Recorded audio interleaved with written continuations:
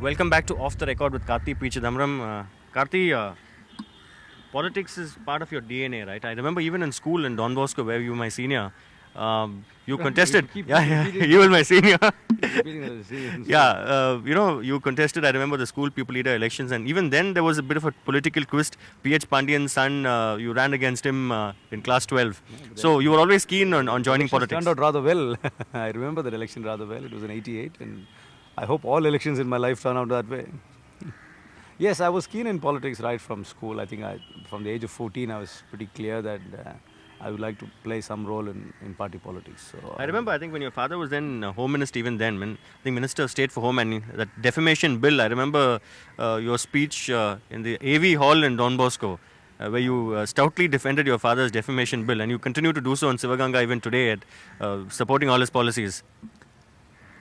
I wouldn't say I support all his policies, but yes, we both share a lot in terms of political philosophy and ideology. So it's quite natural that I defend him. Do you think he's better as Home Minister or Finance Minister? I think he was less stressed as finance minister. So that is my point of view. Less stressed. I think these are trying times and these are very challenging times, and I think he's doing a good job under these circumstances. A lot of people don't really know about your background. You studied law. I know you went to Oxford, No, I went to a Cambridge. better university, Cambridge. Okay. I did my undergrad in the University of Texas, Austin. I did a degree in business there, and then I went to Cambridge to study law. And played tennis for both universities, so played a bit of cricket as well there. So spent a lot of time in the playing fields rather than the classrooms. So what's the nature of your business now? I run a consulting company, but time is increasingly getting spent on politics. Okay. Those who don't know you well enough say that your Karti Chidambaram is arrogant. I think you answered the question. You're saying that people who do not know me well enough will say that. So No, even those who mean to strangers also people come across as very affable or friendly. But how do you, have you heard this before? Have people called you arrogant? yeah, sometimes, but maybe because I'm not too chatty very easily. So, but no, I think I know my limits. So there's nothing much I should be arrogant about. But you're very clear that you're not eyeing any role at the center. You're very clear about that. No, there's no question of eyeing a role in the center and things like that. I think Most people gravitate almost naturally, especially celebrity politicians' children. I think I primarily want to strengthen the Congress party in Tamil Nadu. I think we are on that track right now, particularly after the Youth Congress membership drive and Youth Congress elections. You got to understand that in this state, when sometimes political parties are out of power, it's very common for people to abandon those political parties and switch camps. You're seeing that perhaps a lot more now, particularly from the AIADM. Here is a political party which has not been in direct power for 43 years in Tamil Nadu, which comes and has an open membership drive. And there are 13 lakh young people under the age of 35 who become members of the political party, which means that there is a chord, there is a groundswell of support for the Congress party. So I think it's incumbent upon people who have faith in the Congress party to build the Congress party in Tamil Nadu and to take it to greater heights. And so I'll be very, very content if I can play that role in my public career. What did Rahul Gandhi have to say about your efforts here in Tamil Nadu?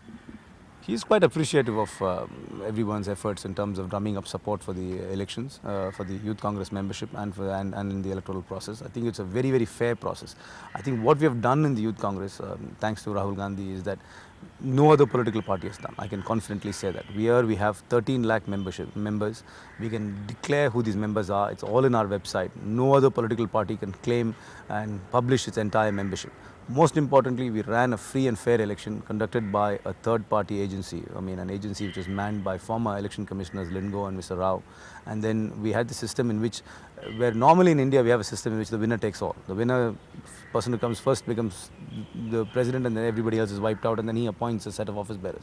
In this system, which I think is a much more fairer system, the top 10 finishers in every election got positions. So the first person became president, second became vice president, and the 10 became general secretary. I think it's a very, very fair, inclusive system. So having an open membership, having democratic elections within the party is unheard of in India, and it's definitely revolutionary, definitely for the Congress party. And here, even in Tamil Nadu, where the two Dravidian parties always claim tremendous amount of memberships, I don't think they are in a position to declare and openly publish the membership the way we have done. Okay, this is a question I asked Rahul Gandhi myself when we had a closed-door meeting with some of us journalists. To an educated young person in Tamil Nadu, for instance, who wants to make politics his career, why is that the Congress cannot have a kind of a corporate style of functioning and probably pay that person a salary? Because where does a person then go to keep the wolf from the door if he's going to join politics? But on the national level in the Youth Congress, people who have been inducted into the office bearers of the National Youth Congress are being paid a stipend and expenses are being taken care of. But yes, we could perhaps moot that idea at the state level too. I know the Communist Party pays a stipend to its office bearers. Not a stipend, but a salary that they can live a comfortable life. But still, we still have this concept of public service. So I think it's a good idea. I think we should definitely explore it.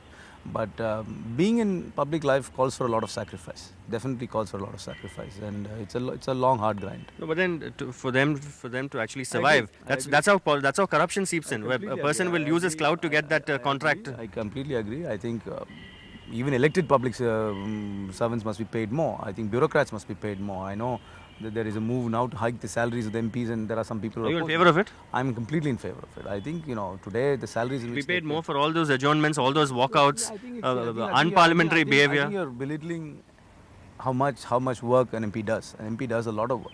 No, we're not talking about the P. Chidambarams, we're talking about those who don't visit their constituency after they are elected. Other MPs who are not necessarily interviewed in NDTV, they also work very, very hard. And I think one should understand that people's representatives do a lot of work. Yes, there are good representatives and bad representatives. I don't think you should categorize everybody in one slot. But I think public servants must be paid more. I think police officers must be paid more. Bureaucrats must be paid more.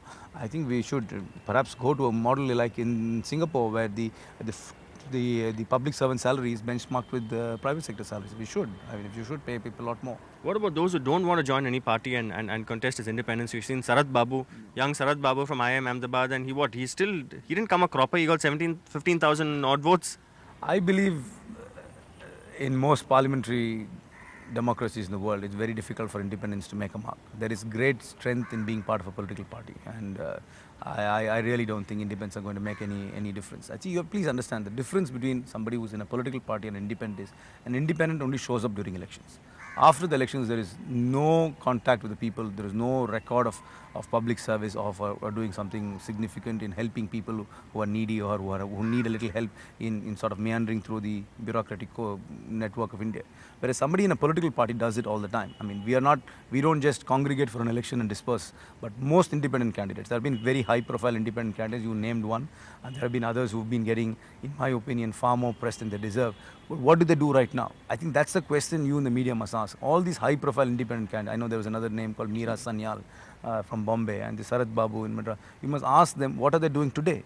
After the elections are over 1 year from now, how many times have they visited the constituency? How many times have they gone, called on people who are in distress? How many times have they gone and written a letter to help somebody out? How many times have they made a call to go and sort some problem out? I don't think they do all that, whereas a political functionary does that. That is why there is great merit in being part of a political party.